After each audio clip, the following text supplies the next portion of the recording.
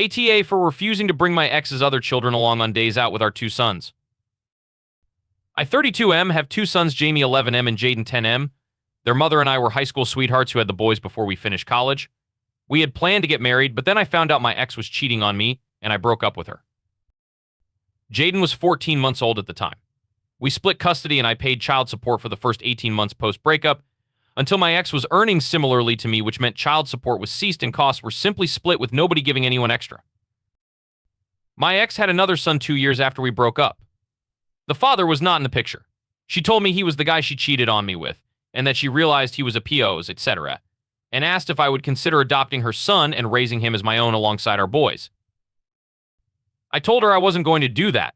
We ended up arguing about this for so long that she had time to get into another relationship and move this man in. So I told her that he should be a father figure to her son since they plan on building a life together. Within a year, that guy was gone and she had a daughter he fathered. I continued being a dad to my sons only. I didn't interact with her other 2 children, but I would see them from a distance during exchanges. She asked me to adopt both her additional children, stating they needed a father. I told her to go and find their fathers then.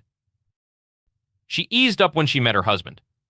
I thought maybe it was finally the end of her trying to make me responsible for her other children.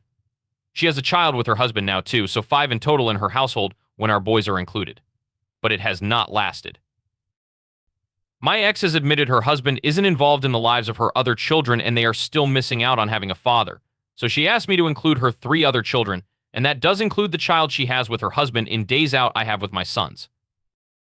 She said, especially during summer and around Christmas when I take them to do fun holiday-themed activities, it's not something she can give her other children and she wants them to experience these things also. She finds out when I do these things with my boys because she will quiz them about their time with me, and each time she gets angry. But when the boys were with her 2 weeks ago, she got extra pissed.